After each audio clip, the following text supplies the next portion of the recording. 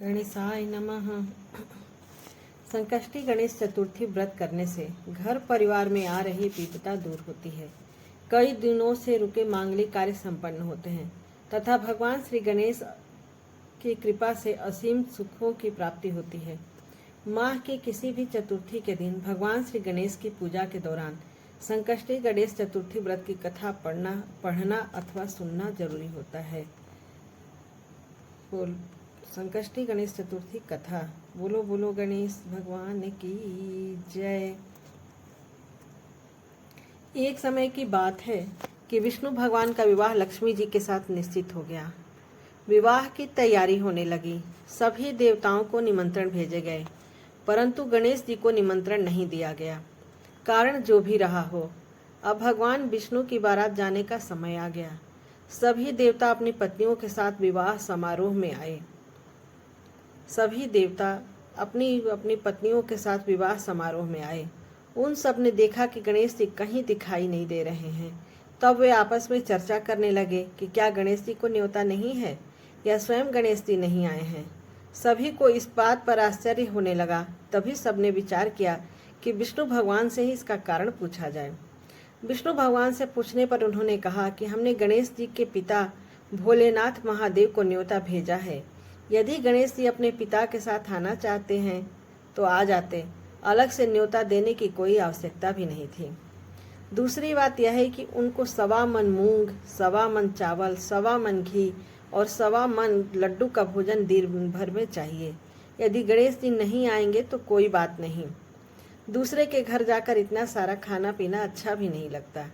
इतनी वार्ता कर ही रहे थे कि गणेश जी को इतनी वार्ता कर ही रहे थे कि किसी ने सुझाव दिया कि यदि गणेश जी आ भी जाएं तो उनको द्वारपाल बनाकर बैठा देंगे। आप घर की याद रखना। आप तो चूहे पर बैठकर धीरे धीरे चलोगे तो बारात से बहुत पीछे रह जाओगे। यह सुझाव भी सबको पसंद आ गया तो विष्णु भगवान ने भी अपनी सहमति दे दी। होना क्या था कि इतने में गणेश जी वहां आ पहुंचे और उन्हें समझा बुझा कर घर की रखवाली करने बिठा दिया। बारात चल दी। तब नारद जी ने देखा कि गणेश जी तो दरवाजे पर ही बैठे हुए हैं, तो वे गणेश जी के पास गए और रुकने का कारण पूछा। गणेश जी कहने लगे कि विष्णु भगवान ने मेरा बहुत अपमान किया है। नारद जी ने कहा कि आप अपनी मूषक सेना को आगे भेज दें तो वह रास्ता खोद देगी, जिससे उनके आगे भेज दे तो वह रास्ता खोद देगी जिससे उनके वाहन धरती में धंस जाएंगे। तब आपको सम्मानपूर्वक बुलाना पड़ेगा। अब तो गणेश जी ने अपनी मूषक सेना जल्दी से आगे भेज दी और सेना ने जमीन खोखली कर दी। जब बारात वहां से निकली तो रथों के पहिए धरती में धंस गए। लाख कोशिश करे परंतु पहिए नहीं निकले। सभी ने अपने अपने उपाय किए परंतु पहिए तो नहीं निकले, बल्कि जगह जगह से टूट गए। किसी की समझ में नहीं आ रहा था कि अब क्या किया जाए। तब तो नारद जी ने कहा कि आप लोगों ने गणेश जी का अपमान करके अच्छा नहीं किया। यदि उन्हें मनाकर लाया जाए तो आपका कार्य सिद्ध हो सकता है और यह संकट टल सकता है। शंकर भगवान ने अपने दूत नंदी को भेजा और वे गणेश जी को लेकर आए। गणेश जी का आदर सम्मान के साथ पूजन किया। तब कहीं रथ के पहिए निकले। अब रथ के पहिए निकल को गए परंतु वे टूट फूट गए तो उन्हें सुधारे कौन। पास के खेत में खाती काम कर रहा था, उसे बुलाया गया।